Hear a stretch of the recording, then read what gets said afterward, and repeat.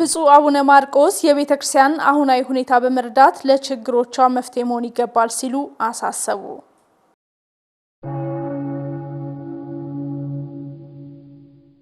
የሚደርስብን ግድያና ግፍ ይቁምልን ሲሉ የምስራቅ አርሲ አሰኮ ወረዳ ኦርቶዶክሳውያን ጥሪ ያቀረቡ።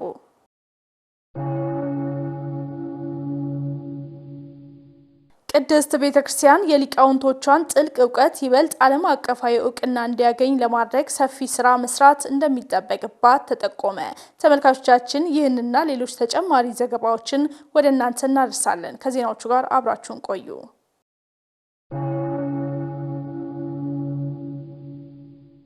ሰላም የእግዚአብሔር ቤተሰቦች ከማህበረ ቅዱሳን ቴሌቪዥን የዕለቱን አብይ ዜና ይዘንላችሁ ቀርበናል። ከዜናዎቹ ጋር አብራችሁ ቆይታ ማድርገው ኤልሳቤት ነኝ። ከዜናዎቹ ጋር አብራችሁን ትሆኑ ዘንድ በአክብሮት እንጋብዛለን። ብፁዕ አቡነ ማርቆስ የቤተክርስቲያንን አሁናዊ ሁኔታ በመረዳት ለችግሮቿ መፍትሄ መሆን ይገባል ሲሉ አሳሰቡ። ብፁዕነታቸው ይህንን ያሳሰቡት አራተኛው ዙር የአህጉረ ስብከት ሰንበት ትምህርት ቤቶች መምህራን የአሰልጣኞች ስልጠና በተጀመረበት ዕለት ነው። የብፁዕነታቸውን መልእክት ባልደረባችን ዲያቆን ኤርሚያስ ደባሱ ተከታትሎታል። የሰንበት ትምህርት ቤቶች አንድነት ላለፉት 3 ዙሮች ከተለያዩ አህጉረ ስብከት የተውጣጡ ተተኪ መምህራንን እየመለመለ ሲያሰለጥን መቆየቱ ይታወሳል። አንድነቱ የአገልጋዮችን እጥረት ለመፍታትና የቤተክርስቲያንን አገልግሎት ይበልጥ ለማጠናከር በማለም አራተኛውን ዙር የአሰልጣኞች ስልጠና በያዝነው ሳምንት ጀምሯል። በመክፈቻ መርሃ ግብሩ የተገኙት የስብከተ ወንጌልና ሐዋርያዊ ተልእኮ አገልግሎት መምሪያ ሊቀ ጳጳስ ብፁዕ አቡነ ማርቆስ የቅድስት ቤተክርስቲያንን አሁናዊ ሁኔታ በእንባ ልታደምጡና ለችግሮቿ መፍትሄ ልትሰሩ ይገባል ሲሉ አሳስበዋል። እናንተ ስለ ቤተ ክርስቲያናችሁ የምትቀበሉት እያለቀሳችሁ የምትዘሩት እሱ ነው። አሁን እያለቀሳችሁ የምትሰሙት ሲነገራችሁ መቼም ምድሪቱን አዘምትቀበል ስንነግራችሁ አሁን በጣም እውነተኛ ገበሬ ካለ እያለቀሰ ነው የሚዘራው። በቤተ ክርስቲያኗ ያለው ችግር ቤተ ክርስቲያን ሲቃጠል ምእመናን ሲታረዱ ይሄ በእንባ ነው የሚዘራው፣ አለበለዚያ አይበቅልም። ስልጠናው በ3 መሰረታዊ ጉዳዮች ላይ ትኩረቱን ያደረገ ሲሆን በስልጠናውም ላይ ከ37 አህጉረ ስብከት የተውጣጡ ከ315 በላይ ሰልጣኞች ይሳተፋሉ። ሰልጣኞቹ የቅድስት ቤተክርስቲያንን መዋቅር ጠብቀው ሊያስጠብቁ እንደሚገባ ብፁዕነታቸው አሳስበዋል። ሰንበት ትምህርት ቤቱን በተሰጣችሁ ትምህርት ልክ ቀጥ አድርጎ ማቆም በመዋቅሩ ማለት ነው። ልጆች በዚያ እንዲያልፉ ስርዓት ጠብቀው አገልጋያቸው ለሱ ታዘዘው መመሪያውን አጥብቀው ከዚያ ደግሞ በአጥቢያው በሰበካ ጉባኤ ልክ ሰበካ ጉባኤው አለቃው አባታችሁ ነው። አደጋ ላይ ትወርቃላችሁ። አለቃ ከሌላችሁ በቃ ጉድፈቻ ነው የምትሆኑ እና መዋቅሯን መጠበቅ አጥቢያው ለወረዳው ወረዳው ደግሞ ለሀገረ ስብከት እምነቱን ለመጠበቅ ነው። መዋቅር ከሌለ ዝም ብሎ ፕሮቴስታንት ማለት ነው። የሰንበት ትምህርት ቤቶች ማደራጃ መምሪያ ኃላፊ መጋቢ ሐዲስ ኃይለ ጊዜ አሰፋ በበኩላቸው ሰልጣኞች የሚኖራቸውን የስልጠና ጊዜ በአግባቡ ተጠቅመው ወደ መጡበት አካባቢ ሲመለሱ ውጤታማ ስራዎችን እንዲሰሩ አሳስበዋል። በቆይታችሁ እንደ ንብ በምትቀስሙት የቃል ንባብ የተግባር ማር ወለላን ሰርታችሁ ስትመለሱ ወንድሞቻችሁና እህቶቻችሁን እንድትመግቧቸው ረክታችሁ እንድታረኳቸው የእግዚአብሔር ፈቃድ ይሁን እንላለን። ቅድስት ቤተክርስቲያን የሊቃውንቶቿን ጥልቅ ዕውቀት ይበልጥ ዓለም አቀፋዊ ዕውቅና እንዲያገኝ ለማድረግ ሰፊ ስራ መስራት እንደሚጠበቅባት ተጠቆመ። ይህ የተባለው የሰዋስወ ብርሃን ቅዱስ ጳውሎስ መንፈሳዊ ኮሌጅ ለመጀመሪያ ጊዜ በዲግሪ መርሃ ግብር ማስመረቁን ተከትሎ ነው። ተመስገን ፈቃዱ ተጨማሪ ያለው። የቤተ ክርስቲያን ቀዳሚው የመንፈሳዊ ትምህርት ተቋም እንደሆነ የሚነገርለት የሰዋስወ ቅዱስ ጳውሎስ መንፈሳዊ ኮሌጅ በ1935 ዓ.ም አብይ መንፈሳዊ ትምህርት ቤት በሚል ስያሜ ከተመሰረተበት ጊዜ ጀምሮ በርካታ ሊቃነ ጳጳሳትና ሊቃውንተ ቤተ ክርስቲያንን ማፍራት የቻለ ታሪካዊ ተቋም ነው። ይህ መንፈሳዊ ኮሌጅ በ2018 ዓ.ም ለመጀመሪያ ጊዜ ተማሪዎቹን በዲግሪ መርሃ ግብር አስመርቋል። ኮሌጁን ከሌሎች መሰል ተቋማት ለየት የሚያደርገው ጥንታዊውንና ታሪካዊውን የአብነት ትምህርት ሳይበርዝ ጠብቆ ማቆየቱ እንደሆነ የኮሌጁ ዋና ዲን ሊቀ ሕሩያን ሰርጽ አበበ ገልጸውልናል። የሚያስጠብቀው ነገር የአብነቱን ወይም የትርጓሜውን ትምህርት ሆኖ ከሱም ጋር አብሮ ዘመናዊ ትምህርትም የተማሩ ሊሆን ይችላሉ። የቤተ ክርስቲያን ዕውቀት ኑሯቸው በአገልግሎት ፈጣን ተልእኮ ይዘው የሰማሩ የሚችሉም የቤተክርስቲያን አገልጋዮች ይሆናሉ። ወደዚህ ኮሌጅ ተጠርተው የሚማሩት ብዙ የኮርስ አይነት አለ። ጊዜውንና ዘመኑን የሚዋጅና በየጊዜው የሥርዓተ ትምህርቱ ሁኔታ የሚሻሻል ማለት ነው የሚሻሻል ሆኖ አሁን ላይ ደርሷል። ኮሌጁ ወንዶችንም ሆነ ሴቶችን የነገረ መለኮት ትምህርት እንዲማሩ በማድረግና በርካታ ሰባኪያነ ወንጌልን በማፍራት ኃላፊነቱን እየተወጣ መሆኑንም ዋና ዲኑ አክለው ገልጸውልናል። ስብከተ ወንጌልን ተደራሽ ከማድረግ አንጻር ዛሬ የቤተ ክርስቲያኒቱ መሰረታዊ ችግራችን ይሄ ነው። የአገልጋይ የብዛት እጥረት አይደለም ችግራችን። ለአገልግሎቱ መታመን፣ ለአገልግሎቱ ብቁ መሆን፣ በተላኩበት አባቶቻችን በመጡበት መንገድ እስከ ሞት ድረስ ለታመኑበት አገልግሎት መታመን መቻል ነው። ይሄ ኮሌጅ በየዓመቱ በአሁኑ ሰዓት በጣም ብዙ ደቀ መዛሙርትን አስመርቆ ለአገልግሎቱ ያሰማራል። በኢትዮጵያ በሀገራችን ብቻ ሳይሆን እስከ ውጭ ዓለም ድረስ ነው። ቅድስት ቤተ ክርስቲያን የሊቃውንቶቿን ዕውቀት ዓለም አቀፍ ዕውቅና እንዲኖረው በማድረግ ይበልጥ ልትሰራ ይገባል ሲሉም መልእክታቸውን አስተላልፈዋል። ዕውቀቱ፣ ጥበቡ፣ ፍልስፍናው፣ ትምህርቱ አለ። ነገር ግን ዘመኑን በሚዋጅ መንገድ አብያተ ክርስቲያናት በራሳቸው ዕውቀት በራሳቸው ቋንቋ አስተምረው አንደኛ ዲግሪ፣ ሁለተኛ ዲግሪ እስከ ፒኤችዲ ድረስ ይሰጣሉ። የኛ ቤተ ክርስቲያንም በዚህ ደረጃ ሊቃውንቶቿን ከፍ በማድረግ ዕውቀታቸውን ዓለማዊ ዕውቅና በዓለም ጭምር ዕውቅና እንዲኖረው በማድረግ ከፍተኛ አስተዋጽኦ ስላለው እንዲህ ባለ መንገድ ወደ ከፍተኛ ደረጃ ሊደርሱ የሚችሉበትን መንገድ ማድረግ የተሻለ ነው የሚል ሐሳብ አለኝ። የሚደርስብን ግድያና ግፍ ይቁምልን ሲሉ የምስራቅ አርሲ አሰኮ ወረዳ ኦርቶዶክሳውያን ጥሪ ያቀረቡ። ዲያቆን ኤርሚያስ ደባሱ ተጨማሪ ዘገባ አለው። በምስራቅ አርሲ ሀገረ ስብከት የተለያዩ ቦታዎች የሞት ቀጠና ከሆኑ ዓመታት ተቆጥረዋል። በዚሁ ሀገረ ስብከት አሰኮ ወረዳ በቀጠለው ጥቃት ሐምሌ 5 እና 6 ቀን 2018 ዓ.ም 3 ኦርቶዶክሳውያን መገደላቸውን የአካባቢው ነዋሪዎች ለጣቢያችን ገልጸዋል። ያው በቀን 6 ማለት ነው 11ኛ 2018 ባህሮ አሬ እና ፍተታ ትባላለች እንደዚህ ቦታው ማለት ነው። ከምሽቱ 2 ሰዓት ተጀምሮ እስከ 5 ሰዓት ድረስ ያው ውጊያ ነበር፣ ተኩስ ነበረ፣ ውጊያ ነበረ። ሰዎች ያው በሰፈራ ላይ ሄደው ማለት ነው በሸለቆ ላይ እና ያው ሰዎች ሞተዋል። አንድ ሴትና አንድ ወንድ ህይወታቸው አልፏል። ያው ባይስተም ያው ሰሞተዋል። እዛው ዳኛ መንደር እንደሚባል አካባቢ ፍራንጎ ነው ቀበሌው። በዛ አካባቢ 90 ዓመት ሽማግሌም ያው ተገድሏል። አካባቢው አሁንም ስጋት ውስጥ መሆኑን ያሳወቁት ምንጫችን ቦታውን ለቀው እየሸሹ መሆናቸውን የገለጹ ሲሆን የሚደርስብን ግድያና ግፍ ይቆምልን ሲሉ ጥሪ አቅርበዋል። ያው መፍትሄ ሰጥተን አሁን ችግር አይመጣም። ሰው በቃ እኛ አሁን የሰው ሞት ዕቃ ነው፣ ሰው አይገደልብን ነው፣ ሰው ግድያ ይቆምልን ነው የምንለው። መፍትሄው እንደምታዩት ነው። ርዕሰ አድባራት ወገዳማት ጣና ቅዱስ ቂርቆስ አንድነት ገዳም የ3000 ዓመት የምስረታ በዓል አከባበሩን አስመልክቶ መግለጫ ሰጠ።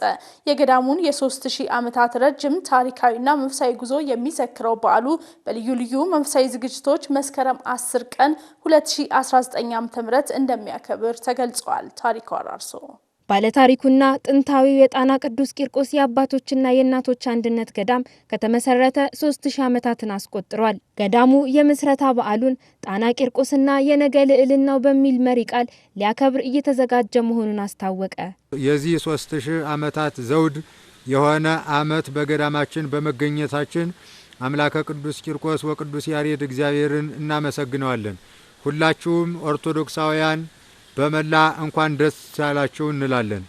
ይህ የ3000 ዓመት አክሊል በቀላል የማይገኝ ጸጋ በመሆኑ የገዳሙን 3000ኛ ዓመት በዓል በማክበር እግዚአብሔርን ለማመስገን የ3000 ዓመቱ ሕያው ገዳም ጣና ቂርቆስና የነገ ልዕልናው በሚል መሪ ቃል በዓሉን ለማክበር እየተዘጋጀን እንገኛለን። ይህ የ3000 ዓመት የምስረታ በዓል መስከረም 10 ቀን 2019 ዓ.ም በልዩ ልዩ ዝግጅቶች እንደሚከበርም ገዳሙ በሰጠው መግለጫ ገልጿል። ይህ የ3000 ዓመት ታሪካዊ በዓል እግዚአብሔር ቢፈቅድና ብንኖር መስከረም 10 ቀን 2019 ዓመተ ምህረት ብፁዓን ሊቃነ ጳጳሳት፣ ሊቃውንተ ቤተ ክርስቲያን፣ የታሪክ ባለሙያዎች በመላ ሕዝበ ክርስቲያን በመላ በተገኙበት የሚከበር ሲሆን እስከዚያ ቀን ድረስ ግን ክረምቱን በሙሉ በአውደ ርዕይና በጉባኤያት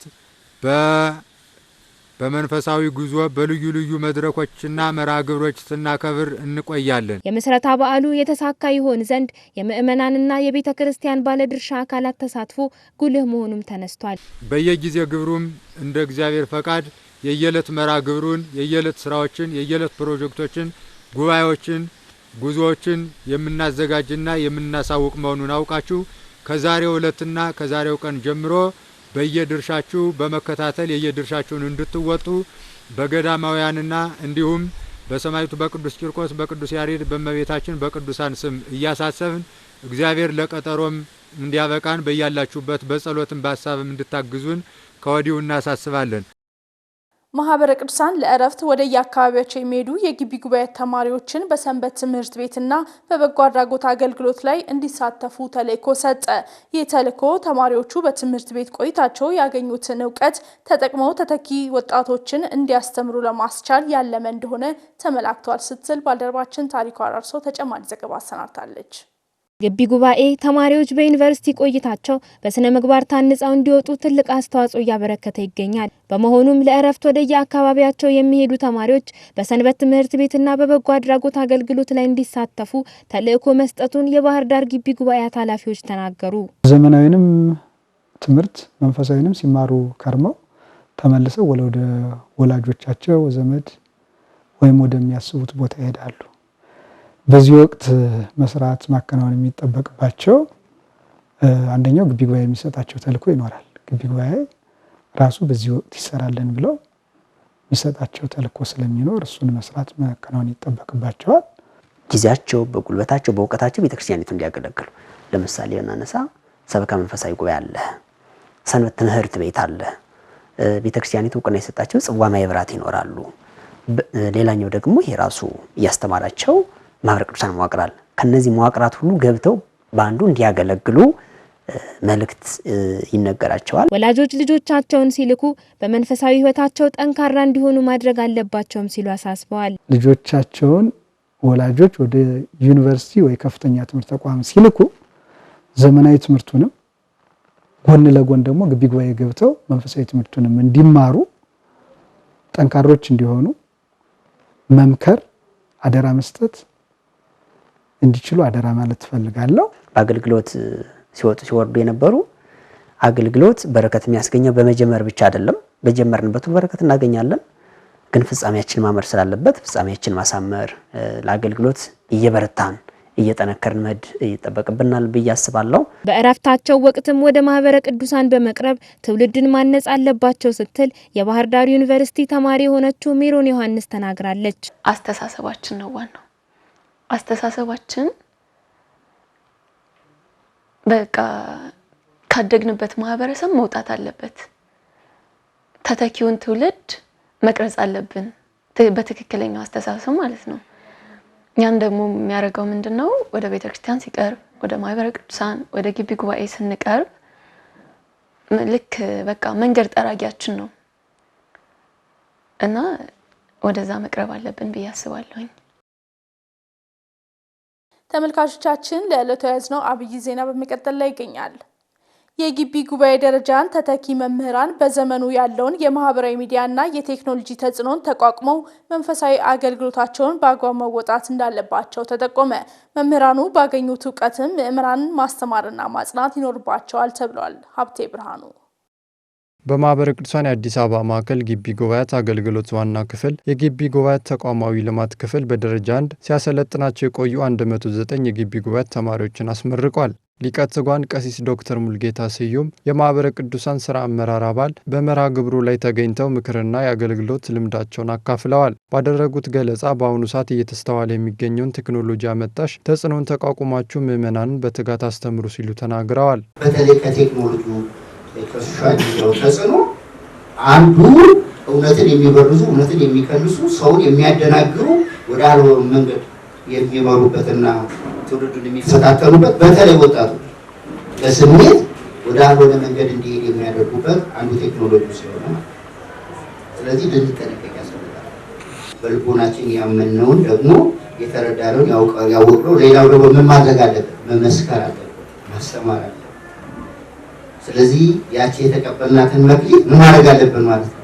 ለሌላው አድርሰን ማትረፍ አለብን፣ መቅበር የለብንና ስለዚህ በተቀደሰ ሃይማኖታችን ጸንተን የተቀደሰ ሃይማኖታችን ተረተን የሚገባው ትምህርትና ዕውቀት ይዘን ሌላው በዛ መንገድ ለማጽናት መስራት አለብን፣ ማስተማር አለብን፣ መስበክ አለብን። በቀጣይም ለምታገለግሉት አገልግሎት ስኬታማነት በሃይማኖታችሁ ጸንታችሁ ምዕመናንን ማጽናት ይጠበቅባችኋል ብለዋል። መንፈስ ቅዱስ እየጸለያችሁ ጸንታችሁ እንዳለ በጸሎት ከእግዚአብሔር ጋር እየተገናኘን አገልግሎታችንን ልናሳልጥና በአገልግሎት ልንተጋ ግድ ይላል። እግዚአብሔር አገልግሎታችንን ይባርክልን፣ አንደበታችንን የሚፈታልን፣ በልቦናችን ምስጢርን የሚገልጽልን፣ የምናገለግለው አገሩ ለእኛም ለሌላው ተጠቃሚ እንዲሆን የሚያደርግልን እግዚአብሔር ስለሆነ ሁሉ ጊዜ በአገልግሎታችን ሁሉ ጸሎት የማይል።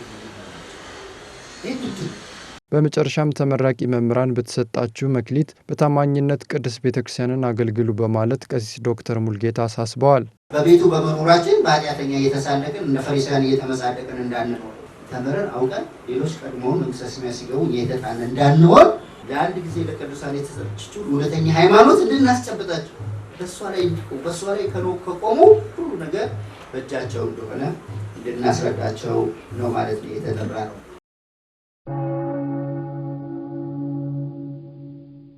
ተመልካቾቻችን በዛሬው ዕለት ታስበው ከሚውሉት ቅዱሳን መካከል አባ ብሶይን የተመለከተ አጭር ታሪክ ወደ እናንተ ይቀርባል። እሱን ተከታትለን ተመልሰን እንገናኛለን።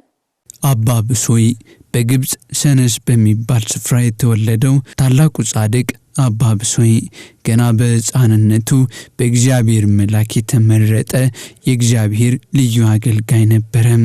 ከሰባት ወንድሞቹ መካከል ስጋው የኮሰሰና ደካማ ቢሆንም የእግዚአብሔር ምርጫ ግን በእርሱ ላይ አረፈም። ሲያድግ የምንኩስና ልብስ በመልበስ ወደ አስቄጢስ ገዳም ሄደ። ከዚያም በጾምና በጸሎት እየተጋ 40 ቀን ሙሉ ምንም ሳይቀምስ እስከ መጨረሻው 3 ጊዜ ጾመ ጽኑ አባት ሆነ። የቅዱሳት መጻሕፍትን ቃል እንደ ማር እየጣፈጠው ይመገብ ነበር። በዚህ ቅድስናውም ጌታችን ኢየሱስ ክርስቶስን በተደጋጋሚ የማየትና የከበረ እግሩን አጥቦ እጣቢውን በመጠጣት ታላቅ በረከትን አገኘ። አባ ብሶይ በትህትናውና በቅድስናው ሰማያዊ ክብርን የተጎናጸፈ አባት ነበር። በአንድ ወቅት ንጉሥ ቆስጠንጢኖስ ተገልጦለት የመነኮሳትን ክብር ታላቅነት ባውቅ ኖሮ ምድራዊ መንግስቴን ትቼ በነገስኩ ነበር በማለትም የመነኮሳትን ክብር መስክሮለታል። በተጨማሪም መንፈስ ቅዱስ የለም ብሎ የተሳሳተውን የገዳመ አዴናው ሽማግሌ 3 ጆሮዎች ያሉት የውሃ መቅጃ በመያዝ በምስጢረ ሥላሴ አብ፣ ወልድ፣ መንፈስ ቅዱስ አንድነትና ሶስትነት አስተምሮ ወደ ቀናች ሃይማኖት መልሶታል። እንዲሁም ከሃይማኖቱ የወጣውን ረዱኡን በ7 ቀን ጸሎቱ ወደ ክርስትና ልጅነቱ እንዲመለስም አድርጓል። ይህ ቅዱስ አባት በዓለም 20 ዓመት፣ በአስቄጢስ ገዳም 27 ዓመት፣ በአዴናው 10 ዓመት፣ በአጠቃላይ 57 ዓመት በተጋድሎ ኖሮ በሰላም አርፏል። ቅዱስ ሥጋውንም ከአባ ቡላ ሥጋ ጋር በአንድነት ወደ አስቄጢስ ገዳም የፈለሰ ሲሆን እስከ ዛሬ ድረስም በሥጋው ታላላቅ ድንቆችና ተአምራቶች ይደረጋሉ። አምላከ ቅዱሳን ከቅዱሱ በረከት ያሳትፈን ለዘለዓለሙ አሜን። ተመልካቾቻችን ለዕለቱ ያዝነው አብይ ዜና እየተከታተላችሁትን ይመስል ነበር። ከዜናዎቹ ጋር አብሬያችሁ ቆይታ ያደረኩት ኤልሳቤት ቤተ ነበርኩኝ። ለነበረን የአብሮነት ቆይታ ከልብ እናመሰግናለን። ቀሪ መርሃ ግብሮች ወደ እናንተ መርሳችን ይቀጥላሉ። ይቆየን።